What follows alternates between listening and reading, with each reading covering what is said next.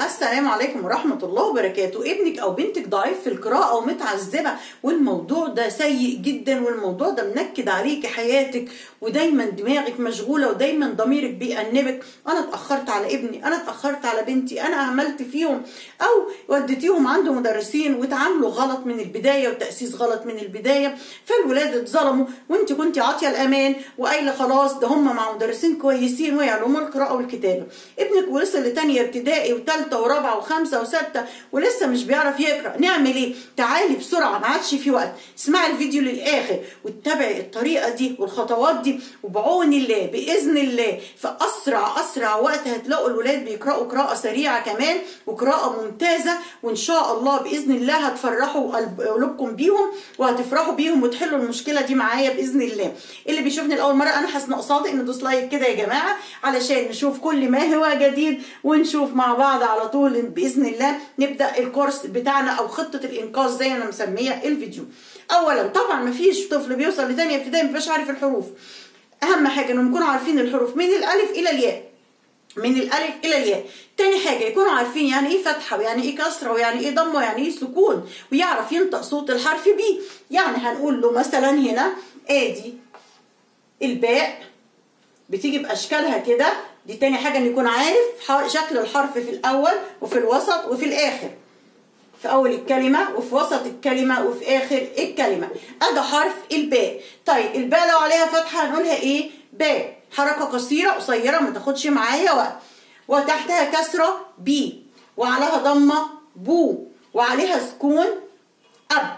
المفروض عليها سكون صوت ضعيف ما بيخرجش، فاحنا بنحط قبل اي حرف ساكن عشان ننطقه صح بنحط قبليه الف عشان يطلع مظبوط. يعني ممكن نقولها له ب، او الاصح ان احنا نقوله اب، وبعد كده لما يجي يقرا هيشيل الالف ويحط الحرف اللي قبله. مهم قوي ان يعرفوا الحركات القصيره، الباء والبي والبو، ويعرفوا ان السكون ده بيتحط على الحرف ضعيف ملوش صوت خالص. دي اول خطوه يعرف بيها الحروف كلها. لو ابنك ما عندوش المرحله دي اشتغلي على كل الحروف، في اول الكلمه، في وسط الكلمه، في اخر الكلمه، شكل الحرف عامل ازاي، وفي نفس الوقت بالحركات الثلاثه مره واحده. مش فيش وقت بقى ان احنا ندي بطريقه نور البيان الفتح الاول لكل الحروف وبعديها الكسر لكل الحروف والضم لكل الحروف. اوعوا الموضوع ده، الغوه، انسوه. ولو ابنك بيتعلم بالطريقه دي الغي، وقفي بسرعه، لان ده هياخد منك سنين على بال ما ابنك يعرف يقرا ويعرف يتعلم. طيب ابني عارف الفتحه والكسره والضمه والسكون وبيعرف يقول صوت الحرف حلو جدا، وتعلميه وتبسطي له. الفتحه يعني بفتح بقي وانا بقول صوت الحرف، الكسره يعني كاني ببتسم وانا بقول صوت الحرف، الضمه بضم بقي وانا بقول صوت الحرف. وعرفنا الحروف في الاول وفي الاخر. طيب ابنك عارف الحروف وعارف اصواتها وعارف اشكالها بس مش بيعرف يقرا. طب ابنك عارف المدود، عارف المد بالالف والمد بالواو والمد بالياء. المد بالالف بيجي مع الفتحه، علشان لو قابلتك كلمه عليها فتحه كده، باء عليها فتحه باء. طب هيجي معاها مد الالف هيطول صوتها، ملوش اي وظيفه غير ان هو يطول صوت الحرف، بقى اسمه باء. كل الحكايه. طيب الكسره بتيجي مع مد الياء، الكسرة باء كسرة بي، باء كسرة بي. طيب هيجي وراها مد بالياء هتبقى بي. كل الحكاية ما يجيش بقى في الكلمة ويعطل نفسه ويجي يقرأ يقول لك بي يي. لو عمل كده يبقى مش فاهم يعني ايه مد. حروف المد لازم بتكون فاضية خالص. الالف المد ما ينفعش يبقى لها همزة ابدا، ولا فتحة ولا كسرة ولا ضمة ولا سكون، بتكون فاضية كده. والياء نفس الحكاية والواو نفس الحكاية. اعرف ان ده مد، ان بيبقى فاضي خالص واللي قبله عليه فتح، مد الالف. والياء فاضيه خالص واللي قبلها تحتيها كسره، يبقى دي مد ياء. انما لو هنا كده ما تبقاش مد ياء، لان مد الياء لازم الممدود بتاعه اللي قبله يبقى تحتيه كسره. عشان كده الولاد لما بيجوا يستخرجوا من القطعه، يستخرج كلمه فيها مد بالياء، يشوف اي ياء يقول لك دي مد بالياء. لا، في شروط للمدود. اولا المد يكون فاضي خالص، فاضي، حرف المد فاضي خالص. ثانيا مع الالف يبقى لها فتحه، مع الياء هيبقى الممدود بتاعه تحتيه كسره.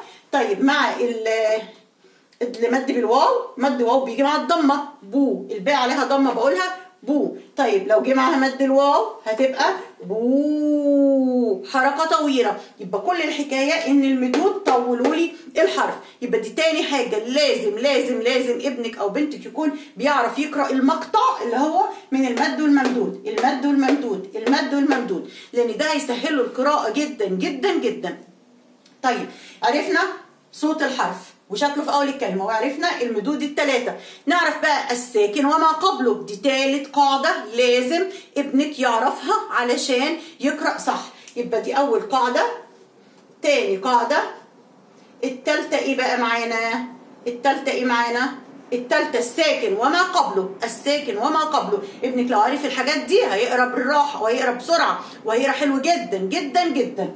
طيب يعني ايه الساكن وما قبله؟ يعني انا حرف السكون ده لو لقيت في الكلمه قدام عيني حرف عليه سكون لازم اقراه مع اللي قبله، مع اللي قبله في نفس واحد، في نفس واحد، واقف على الساكن علشان يبقى سهل عليا ان انا اقراه. وهناخد كلمات دلوقتي نطبق اللي قلناه ده للقراءه السريعه. احنا مش هنقول بقى تنوين ولا هنقول شده ولا اي حاجه دلوقتي، احنا بننقذ الموقف، بننقذ الموقف دلوقتي. طيب السكون زي ايه مثلا؟ ادي الباء مثلا عليها ضمه بو، هيجي وراها الراء عليها سكون، ده اسمه مقطع، ده اسمه مقطع. عشان كده لما بنقطع الكلمه مقاطع صوتيه، مقاطع الصوتيه دي مش معموله للولاد يلعبوا بيها بس، المقاطع الصوتيه دي بتقوي القراءه جدا وبتسرع القراءه جدا عند الولاد، لان بنقطع الكلمه المقاطع الصوتيه ايه؟ زي ما بنقراها، بنقطعها زي ما بنقراها وليها قواعد. اول قاعده فيها المد والممدود، الكلمه فيها مد وممدود يبقى مقطع لوحده واقف في البيت لوحده.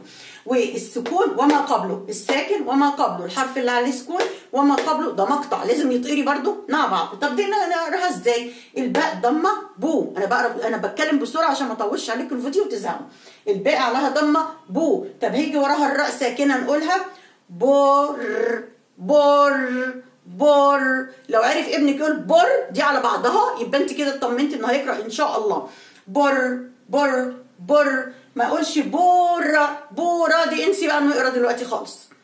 لكن لازم يتعود نطق الساكن ان انا اقرا الحرف ده كامل، الاولاني اقول صوته كامل واقف على اللي بعده، اقف عليه او اقول نصه. بر، وقفت، اعملي له بايدك كده، لما بعملهم بايدي كده بيفهموها. بر كاني هقف عليها. طب ناخد مقاطع تانية، مثلا الجيم تحتها كسره والسين وراها ساكنه هنقولها جس جس. الجيم جي او جي لو عايزين تعطشوها الجي وراها س س تبقى على بعضها جس جس. دربي ابنك على كده جس جس. طيب لو التاء على فتحه تاء هيجي وراها الحاء عليها سكون، ما ينفعش اقول تا حاء تا حاء، غلط كده، اللي بيأخر قرايه الولاد وبيخلوهم بطاء في القرايه. امال دي هقولها ايه؟ هقولها تح تح اهي، تا والحاء هقف عليها تح تح. اعملي لابنك كتير كده ساكن ومتحرك ساكن ومتحرك ساكن ومتحرك. يعني ايه متحرك؟ يعني عليه فتحه او كسره او ضمه. الحرف اللي عليه فتحه او كسره او ضمه اسمه حرف متحرك، لكن اللي عليه سكون اسمه ساكن. ساكن ما ينفعش يتنطق لوحده، لازم يتنطق مع اللي قبل، مع ما قبله. يعني دي بر جس تح. طيب تعالوا بقى نحط كلمه. يبقى دي 3 قواعد لو ابنك عرفهم هيقرأ بسرعة جدا جدا ان شاء الله بإذن الله. ناخد بقى الكلمة ونجربها مع كل ده، وبعد كده هنستخدم القراءة الصامتة. القراءة الصامتة لسه كنت عاملها لكم في الفيديو اللي فات. يبقى رابع قاعدة القراءة الصامتة. ايه القراءة الصامتة؟ ان هيقرأ بعينه علشان يرسل الكلمة للمخ والمخ يترجمها له، ما يعتمدش على انه يقول كده وخلاص. هيقرأ ببطء، هتلاقيه قرأ بس قرأ ببطء. احنا عايزين نسرع بقى ومن غير تهجي العين اللي هتقرأ وترسل للمخ يقول لي الكلمة دي ايه. طب تعالى ناخد كلمة كده، انتوا حطي له بقى الكلمات اللي فيها القواعد دي كلها. يعني مثلا كلمة ايه هنا؟ ها قول يا حبيبي دي نون على قولي له دي نون عشان بيفتكروها دال. نا. طب كده هنقراها ايه يا حبيبي؟ ناس ناس. اقرا في سرك وبعدين قولها لي. ناس، لازم يقرا في سر. ناس. ها تا تا ناس تا. طيب الطاء تحتها كسرة، طي طي. هيجي ورا مد الياء القاعدة التانية، طي. خلاص. اقرا بقى الكلمه دي في سرك وقول لي انت عرفت كلمه ايه ومخك قال لك دي كلمه ايه. دايما خلوه يعتمد على ترجمه المخ. قولي له اقرا بعينك وشوف مخك قال لك دي كلمه ايه. يا جماعه دي طريقه هتسرع معاكم جدا جدا. دي كلمه نستطيع. ادي قاعده ودي قاعده ودي قاعده، التاء اللي في نص الكلمه. ادي القواعد كلها اتجمعت في كلمه واحده. على المقياس ده انتوا هتحطوا بقى كلمات للولاد كتير كتير كتير يقرأوها. طب يلا اقراها لي في سرك.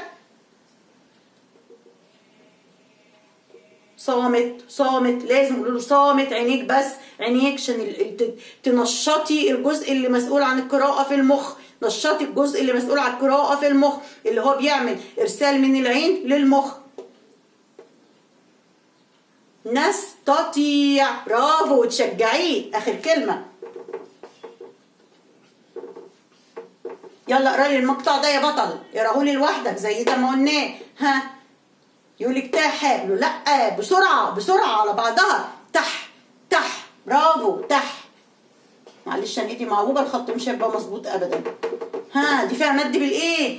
بالالف ولا بالياء ولا بالواو؟ مد بالياء. مد بالياء يبقى القاف هنقولها صوتها هيطول، قي قي. يبقى ده مقطعين بالقواعد بتاعتنا، تح قي ق، واخرها صوت القاف لوحده. يبقى كلمه تحقيق دي متكونه من 3 مقاطع، ساكن ومتحرك، مد وممدود، وحرف متحرك لوحده. تحقيق تحقيق. وبعد كده اكتبي له كلمات زي دي كتيره وقولي له صامت، وبعدين قولي دي كلمه ايه. اتاكدي ان ابنك عارف الثلاثه دول، والرابعه دي انت هتدربيه عليها القراءه الصامته. لو عارف دول ابدأي على طول في القراءة الصامتة، مش عارف امسكوا نقطة نقطة بكل الحروف واشتغلوا بسرعة بسرعة، وإن شاء الله بإذن الله هيقرأوا بأسرع وقت. ومستنية رأيكم في الفيديو في الكومنتات دي عشان نستمر تاني مع بعض إن شاء الله بإذن الله، وبالتوفيق بإذن الله لكل الأولاد. السلام عليكم.